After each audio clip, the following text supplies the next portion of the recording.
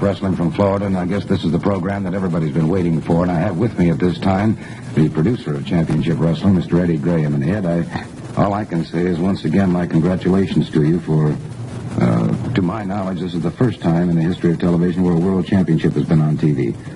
Well, Gordon, I'm real proud to be able to present the match. I feel like that this was one of the greatest cards and one of the greatest matches that I have ever been able to present to the people. And I know that there were thousands of fans who could not get to St. Petersburg and could not get to witness this match. And I'm real happy to be able to bring it to them. It was a great contest, I think, between two of the greatest athletes of our time, and I was really excited all during the match, and as a matter of fact, I'm excited to see it again, so why don't we get underway? Well, we're going to in just a second, Ed. One thing I wanted to point out that, of course, professional wrestling, unlike any other professional sport, there is no timeout, there is no rest period. This match went 1 solid hour without a fall.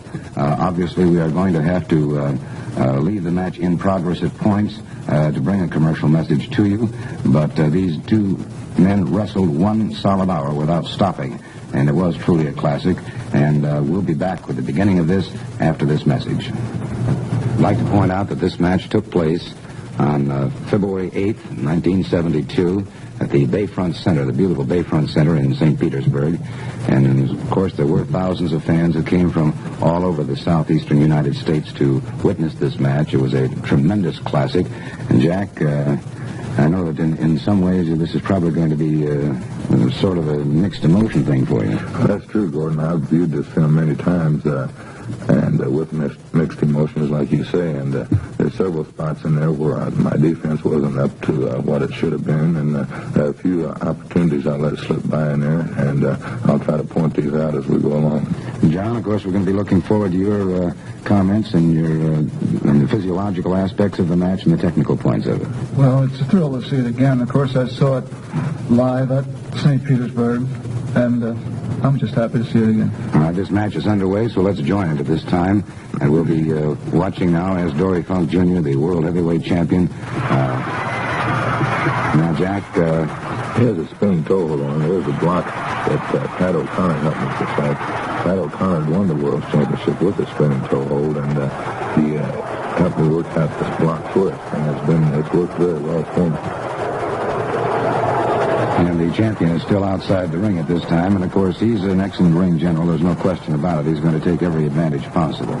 No doubt about it. He keeps his cool at all times. He never gets frazzled. He's in top physical shape. And to defeat him, you just have to go all out in every aspect.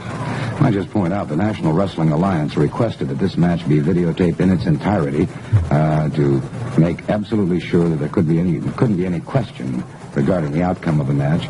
And, of course, it took a lot of negotiating and a lot of work on Eddie Graham's part to get this match, to get it on television. A lot of releases had to be signed, and I know that Dory Funk Jr., the World Heavyweight Champion, held out for a very, very substantial sum of money. He obviously probably didn't want this to be shown. Well, he's sitting in the driver's seat, and he can demand just about anything he wants because everyone in the country is trying to get him up for a match, and he can just pretty well demand what he wants to. But I'm particularly glad that Eddie Graham did get in a position where he could show this on television. And we certainly want to thank all of the sponsors along the line, too, that have joined with us in bringing this championship match to you at this time. Here I'm applying the headlock to Dory Funk, and I'm trying to cut off or slow down the circulation through his head. And he sits through here and roll me back upon my shoulders for a 2 count. You know, you've got that headlock on there, Jack. Naturally, you're trying to cut off some of that air supply and oxygen, but you realize how many thought processes you're leading from his perennial observations by just really squeezing and cutting that circulation off up there. The best way to find this out is to have somebody really stick a headlock to question and really hold it tight and come out of it. And your thoughts about making any progressive moves are gone. Your big worry is to get out of there. Get it off your head. He's trying to of jammed the knee in the side of my head, and I had the headlock locked up tight enough where he couldn't get the proper balance, and was able to bring him back over. You've got the ulnar bone running right across the orbital area. The cranial process is there, and it's sort of locked in. In other words, it's locked in the eyeball, the side of the eyeball. And you just can't push it up or down for fear of repair. Here's the champion trying to break free now, and Actually, fixed my leg up and dropped it right across his knee. Very painful on my knee. And, of course, he had already applied that spinning toe hold to you at one point, and you were already beginning to favor that leg a little bit. Of course, I guess his thoughts are that if he can have you associate pain in some other area of your body, that's going to take your desires to hold the headlock on him at the upper area of the body. Well, I felt in training for this match that it would run into quite some time, so I figured that headlock would be the best way to try to slow him down and wear him out. So I spent many hours just working on exercises for the arms, to build up the arms where the arms wouldn't tire easily. And again, the champion, after that leg, still concentrating on it. And, of course, you still not releasing that headlock. This is quite reminiscent of the days when Lewis was wrestling his tougher opponents. He, too, of course, perfected the headlock. He used to use a spring-type dummy and squeeze on that thing for hours on edge, and had tremendous biceps, of course, as you're developing right now, too. His forearms were very large and had large bone structure in the lower arms, such as you do. And that's the necessary ingredients to get that headlock to the perfection stage where it can be of use to you. Watching the World Heavyweight Wrestling Championship between Dory Funk Jr., the champion, and Jack Brisco, the challenger, here on Championship Wrestling from Florida. And Jack, at this point, you're beginning to obviously show some tremendous wear, but so is the champion, Dory Jr. Yeah, he managed to grab that headlock and trying to get it back on him, but he rammed my head in the turnbuckle and took its effect. Certainly no question about this, but I might just point out that you two have been competing. Wow. It's a side suit play, and it drops you right on the back of your head and your neck. It knocks the wind out of you and almost knocks you unconscious. You hit just right. A lot of times they try to get you back a little further, where you hit right on your head and it does knock you unconscious. So if you can get ready, if you feel it coming, and get ready and try to tuck that head in, it'll save you from getting knocked out. Well, of course, Sam Lichnick made the comment to me last week on Championship Wrestling that out of all of the great championship matches he's ever seen, that this is truly one of the great classics. And I guess he's seen just about every world championship match that's existed. Well, Dory Funk is a great champion, and there's nothing in the world I want more than the world's championship. And I went all after this match. I felt I didn't leave anything unturned as far as training goes. I had him scouted to a T, and the man he's just too tough. I couldn't get to him. There's no question about his skill and ability, but there's no question about it either that you are the number one ranked contender in the nation today. Obviously with the college background at Oklahoma State, twice NCAA champion, that you've put your entire lifetime has been devoted to the sport of wrestling. Well, that's true, Gordon. Ever since I started wrestling when I was 15 years old, I immediately fell in love with it, and it takes a great deal of time and effort, a great deal of desire. Like even starting out in sophomore in high school, I spent 2 to 3 hours every day just on training techniques, different moves, different holds, and just perfecting the moves right down to the finest points. And it takes a lot of time, and I believe it's well worth it. There's certainly no question about that. And, John, I think it's interesting to note, too, now that these men have been wrestling for a considerable period of time. I know that you have your football teams all wrestle, right? Yes, they do. I think it's the finest conditioner for any type of athlete, especially when you have competitive athletics. Of course, the football players pad up with helmets and different various pads, whereas the wrestler here, as you see, doesn't have any protection whatsoever against his physical attack of his opponent, except his skill, his brains, his speed. And speaking of speed, of course, these men are setting a terrific pace. I remember, and I personally saw the match between Jim Londas and Dick Sheekat in Philadelphia, and I'll tell you, it was back in 1930, where Londas finally beat Sheekat with a side transfer and a leg pickup and a rollback. The men had wrestled, I believe, for 38 minutes, and they were completely exhausted. But the pace that they set was not this style of an activity or this fast. You might got to remember that the first wrestling match, intercollegiate wrestling match, was in 1900 between the University of Pennsylvania and Yale. I'm not saying that I saw that. I caught that, yes. But we didn't. The type of wrestler that I witnessed back in the 30s was strength. They were more of a strength athlete. They were my idols, and they still are. I remember seeing Milo Steinborn, Hans Camper, and Hans Stanke in Philadelphia at the Convention Hall at the arena, Jim Londas and Sheekat and Steele. But the type of pace that's set today by the modern athlete who's coming out of college is, I would say, 5 to 10 times faster. And how these men can be devoted enough to a sport to condition their bodies to the maximum degree that we're witnessing in this match here is it's just unbelievable. Well, certainly not taking a thing away from the former great champions, but I just wonder seriously, because they were, as you say, from strength as opposed to speed. I just wonder how long they'd be able to go in a match like this. I don't know. I couldn't say, but I can't visualize them going to this type of match this fast. And look, this exhibition here of tremendous ability to come out of a situation. It wasn't a predicament, it was just a plain near fall. And this is after the accumulation of energy has been expended for probably half an hour now. Just to get up and walk around would tax the old-time athlete who had tremendous power and strength. As I said before, they were and still are my idols as far as their physiques and their powers that they exhibited. But along the evolution process of everything, where we learn and speed and knowledge and skill has come into the wrestling game from the college product. Jack, it appears at this point in the match that you are beginning to have things more or less going your way. Gordon, as John was talking about the conditioning a while ago, I knew that Dory Funk Jr. was in top physical condition. I knew in order to beat him, I had to push him all the way. So from the opening of the bell, I carried the match to him, and my theory was to push him as hard as I could from the very opening and try to wear him down, and therefore try to get my win.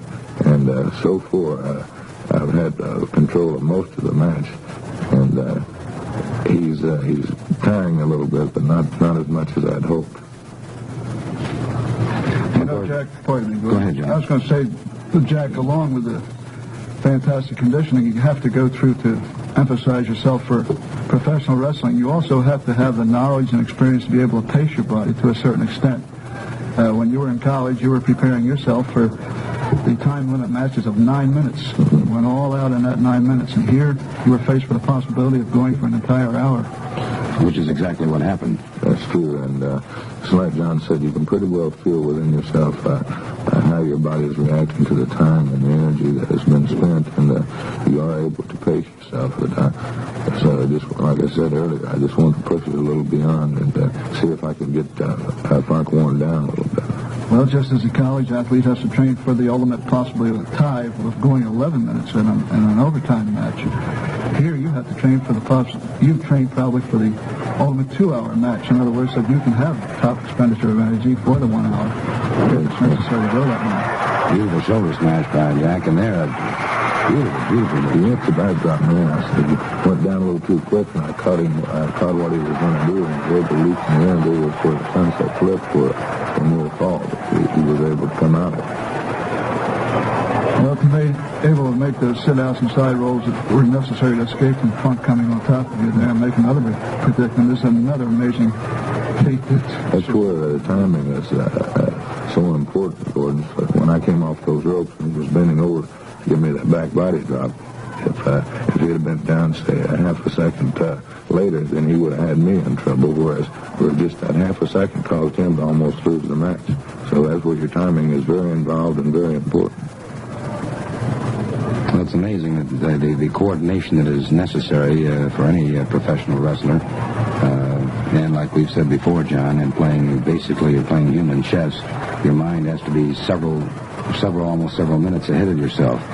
Best idea or way for a layman to get any type of association of the amount of preparation necessary for this match is just to go out and try and run for 1 hour.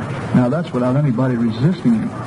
Here, you're not only running for the 1 hour, but you have a man of equal or more weight than you resisting your every effort, plus the fact you have to think of moves that you want to make, think of the moves and potentials that he might make, the blocks to that, and the counter block to that.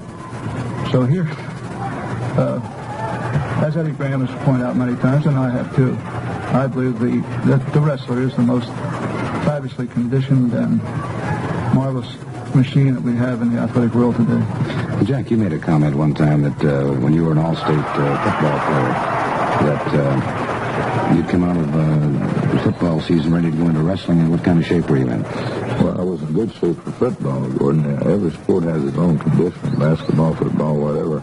But I played both ways. I played defense and offense in football, and I'd come out of football season in top shape for football and go into wrestling, and just had to start all over again. Just a completely different conditioning, and of course you win. And like John says, when you're trying to carry your own weight, plus you get someone of your own size resisting everything, it's a completely different game. I just mention a moment, if I may, that you'll see several flashes around ringside. Of course, there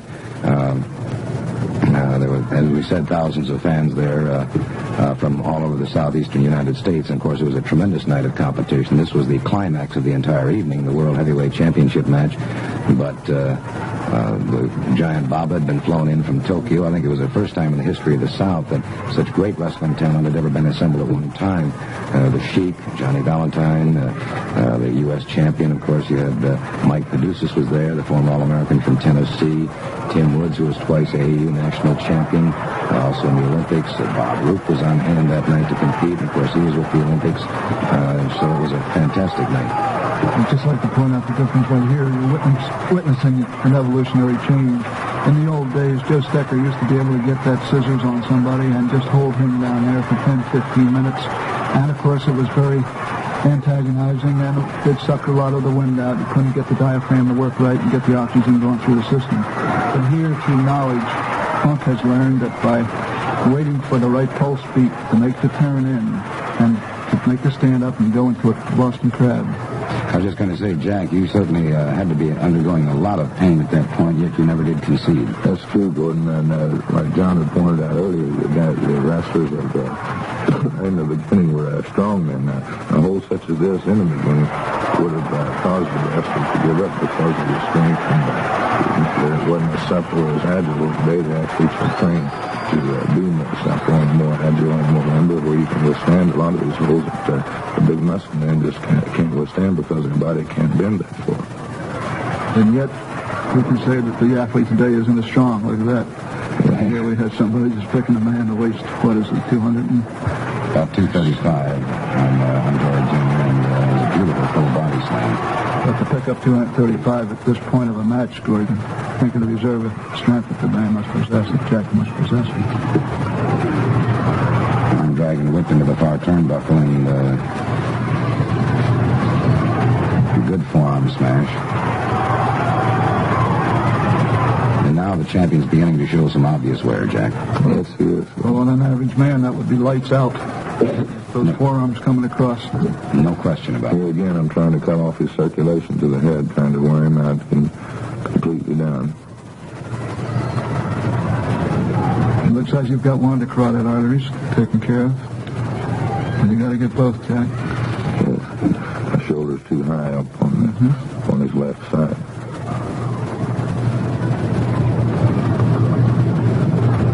His endurance is amazing. He just started to roll over there, and I thought he was going to stop there, and I loosened up just for a second. He was able to go right on through and gain control of me. We're watching the World Heavyweight Championship match between Dory Funk Jr. and Jack Brisco here on Championship Wrestling from Florida. Still in the match, and at this point, Jack, you obviously have the champion in a lot of trouble and a lot of pain.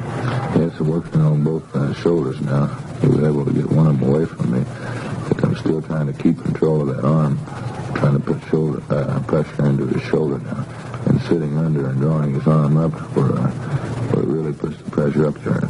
And bringing the arm up towards the head doesn't get near as much pressure as it does when you have the arm and bring it out from the body, where most people think you take it up towards the head, you're going to get more pressure, but you want to take it out from the body is where you get your real pressure. Well, of course, Jack, you have a limitation. Now, of course, it shows here the aspects of the rules now in amateur wrestling. The chicken wing, which is very reminiscent here, is very closely watched by all officials, and it's to the point of being outlawed practically entirely now. But that's just exactly what you had him on. Yes. And again, Jack, it's obviously here that his timing was off there. There's no question about that. He went for the elbow, and when I turned around, I saw him. He had the elbow cocked, and I saw it plenty of times where I could duck and get out of the way. And that's where I dropped the shoulder, an elbow in on his shoulder, and I'm still working on that shoulder. That's where the people just didn't realize the timing that's involved. This thing, just a split second can cause you to lose the match or anything. You take that aggressive move of your own, and sometimes it'll backfire on you if you're a second too early or too late. The one that you think you're going to pin him with. Jack, did you feel at this point that you had him? I felt I had things going my way, and you never satisfied. I took a chance here on the cradle. I figured I had him pretty well locked up. He was able to break out of it. Beautiful double leg dive, and you're still after him, and apparently going for that Boston Crab. Yes. I figured I had him weakened enough now if I could get this on him that he would possibly concede, because I had him worn out pretty well at this time. Well, this is almost a reflex action by Funk. When he came out of that inside cradle, that you had all the supinator muscles that he's developed over the years how to be called into play. And here again, you're attacking that same area. And the only way you can possibly come out is by really taking those supinator rectus muscles and just making them so tight, unless he can make him escape to the ropes here. But I thought when I was witnessing the match that this was the end of it. I'm trying to get him completely straight, and he's keeping his weight to one side, which is putting the pressure more or less on one side, then through his whole back, and through the whole back is where I was wanting the pressure, but he was able to keep it off to one side. And he's obviously undergoing a lot of pain. He is not conceding. There's certainly no one can question the man's tremendous tenacity and will when he's in the ring. And, of course, he finally got to those ring ropes, which forced you to cause the break. I'm trying to think right now if some hold I can get him in where they have him locked up. I feel at this time if I can get him that pinning combination, that I could win the match. Of course, going to the ropes here, as you saw Funk doing, isn't very unusual. If you go to a lot of the collegiate or high school matches, you'll see a lot of the boys work towards the edge of the mat. You get off, and I can remember those days myself, Jack. Right. Several times especially when someone has in some sort of a ride that you can't break, and the edge off the mat to get a fresh start. Right. Yeah, I'm going for the backbreaker here. You come down hard. I feel like I got him now. I'm going to go for the figure four here. I had a very disappointed son, named Pat Jr., and he saw that Funk came out of that mode. He felt that he had championship belt in him that night. I felt the same way, Jim.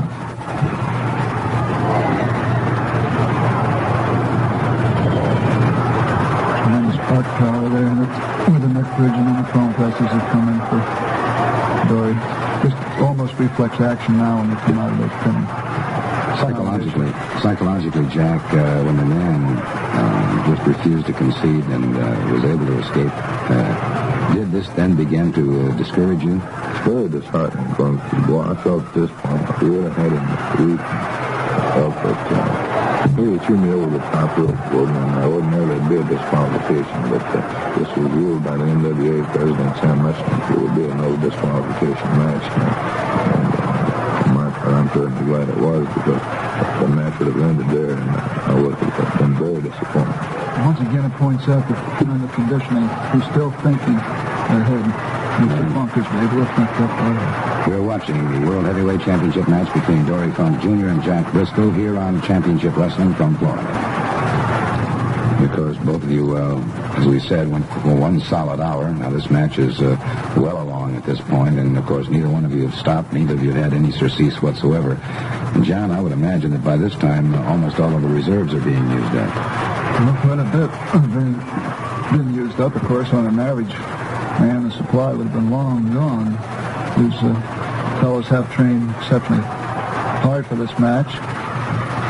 And they're calling on what we call the deep cool here. The deep wind now. Coming into the capillary use. You feel probably some tingling in your fingers, Jack. You haven't been feeling this at all right about now. Much after that, fortunately for me, and I detected it in the films here, when he came off a little bit too high and overshot me just a little bit. We're still able to get that knee right in the area, in the neck area there. This time I'm just trying to breathe right now. Got me across the throat and cut my wind off completely, and I'm trying to get down where I can breathe again. Well, as painful as it was in the neck area, I'm sure you felt it in the deep abdominal area too, because you've got to make the diaphragmatic muscles go up and down to get that air supply in.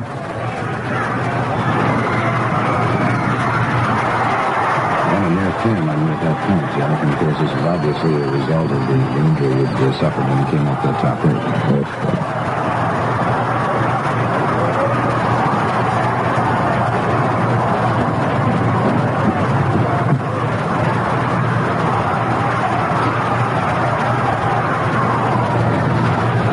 At this point, Jack, did you feel like perhaps it was all over, that he was going to get the pin on you? Well, I felt like I was in pretty bad trouble here, Gordon, and I'm like I said, I'm still trying to get my breath back, my strength back, and what I'm doing here, I'm just watching for pinning combinations, and this is mostly all I'm thinking about right now is thinking about the different pinning combinations he's going to be trying to get on me, and how I can manage to get out.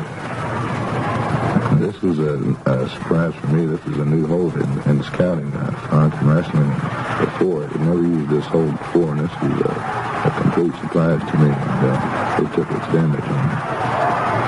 I noticed there, Jack, that you realized you didn't have enough power probably at that stage to push him off, as you do quite a bit in wrestling, and you didn't have to get them last time, and you just tried to make that roll to the stomach. Yeah. And you're just trying to get control of it. You're really back to the basics in your mind at that point.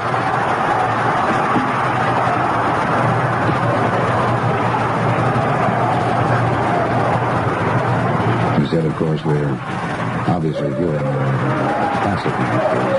As Sam Rushman said, it's certainly has to read as one of the greatest he's ever seen. You can tell here that wow.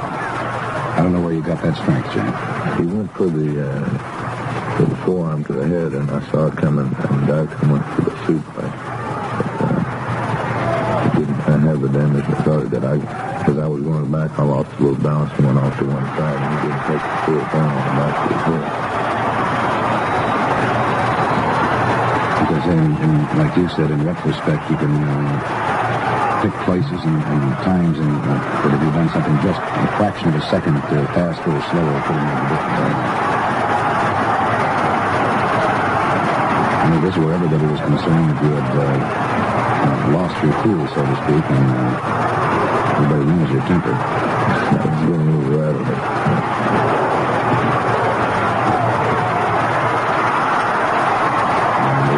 Champion over that top rope at first once again. I'd like to remind you this was a no disqualification match by special sanction of the National Wrestling Alliance. I would assume that's one of the reasons that they wanted to and insisted upon having this entire match videotaped. Yes. I don't think that they ever intended for this to be shown on television as such. But Eddie Graham, realizing that thousands of people, of course, not only thousands, but literally millions, and consider that championship wrestling is seen along the entire eastern seaboard, that it was an opportunity for a lot of people. There was no way for them to get here to be able to see this tremendous competition. You know, it appears now that Jack has really called on, not knowingly, of course, but adrenaline type of energy. He was working with instinct quite a bit, but when he really got the really basic temper fired up, then the adrenaline is released, and a lot of that strength comes out. And how long he can stay with an adrenaline type of strength or speed, that's hard to determine, Gordon. And the champion in trouble here at this point, and of course, Jack, obviously you're quite upset at this point. Gordon, as the match goes along and you start getting tireder and tireder, you don't think as well, and that's when your reflex starts coming in real handy, because you're not thinking as clearly as you are at the first of the match, and this is where your training really comes in, because a lot of these holds are more or less just reflex action.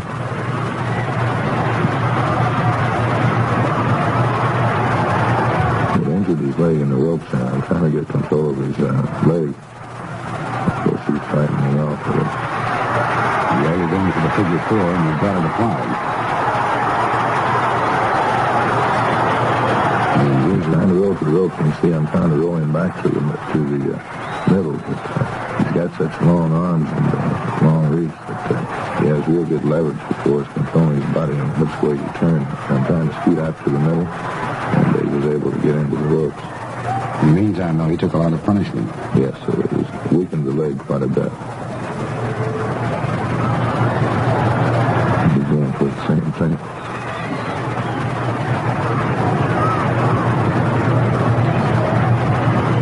And, of course, the count is on, and this could have been, I'm sure that it finally dawned on Dory Jr. that the longer he stayed out there, the more jeopardy he was in.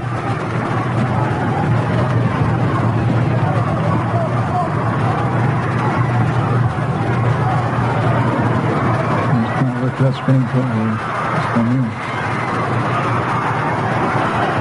And a very, very effective block by the challenger.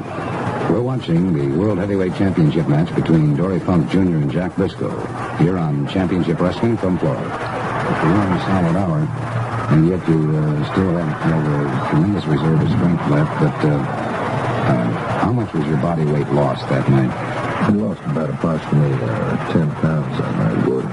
An hour-long match, you sweat an awful lot, and I try to keep my body fluids up quite a bit for a match where you know that it's going to involve a lot of time and a lot of work and wearing down your opponent. And here, Funk goes for a suplex again, and this is a very damaging hold here, and I get flat on my back, and it was hurting for wind a little bit. And at this point in the match where the time's running out, and start to realize the time's running out, I'm going to do anything, any hold I can get, any possible combination I can do in order to get a pin. And you say you just start grabbing for straws at this time, because it took me so long in order to get this match signed, and to go through everything and everybody just to get this match signed. Just to be able to get oxygen into the tissues here is a fantastic exhibition of the aerobic processes of both men, Gordon. It's amazing. Just by taking air in doesn't necessarily mean that the oxygen is going to reach all the muscular and nerve areas that are necessary to make the body function. There has to be years of training to get the body to accept the oxygen when it does come in. And evidently, here's living proof of two men who have trained probably all of their life. And this could be the culmination of their years of training. And here was the point of the match, Jack. Frankly, I was very, very disturbed. I thought it was all over for you. I was indecisive there. I was going to go for the body scissors, and he was there a little bit too quick, and I wasn't able. I was just starting to make my move for the body scissors, and it collided. And it looks like you took the worst brunt of it there, because the side of his head hit me right in the temple, and I saw stars for a few seconds. He knows it too, and he's attacking that area. I've noticed throughout the match that he looks for the spot that he thinks had an effective move on it.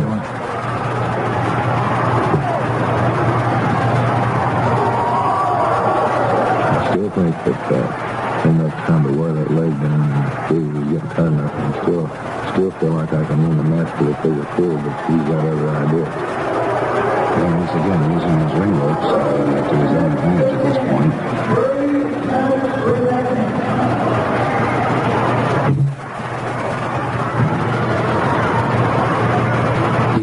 He has been extremely effective at times with the nerves. Once again, excellent doing the impact. He got through the ropes and hit his shoulder on the post.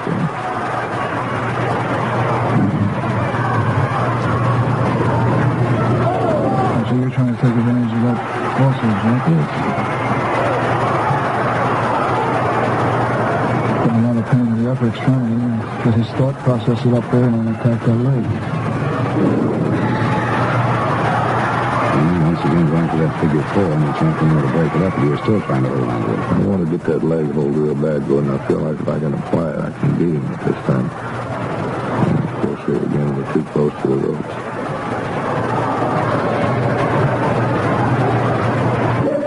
Witnessing this match out there front, I thought it was the fastest 60 minutes of action I'd ever witnessed in my life. Can you remember, Jack, what was going through your mind at this point when you're trying to get back into the ring? Feeling of frustration, Gordon, is going through my mind right now. I know there's just very little time left, and I know that I can't afford to get in too much trouble anymore. And I've got to get a hold of some combination. Finally dropping the champion to the floor to the canvas, rather, with some tremendous forearm smashes. And he is particularly effective with those forearm smashes, isn't he? Well, it certainly is. I believe he does many hours of work on this. Yeah, I was going to go for the figure four, and I saw it was under the ropes, and I didn't want to waste any more energy than I had to. Amazing exhibition of strength, Jack. Real kicking out of after all physical energy has been expended by him. Gordon, can you see why I have the football team wrestle? I certainly can. Actually, they only participate in activity for about 6 minutes in their games. And here these men have gone for an entire hour.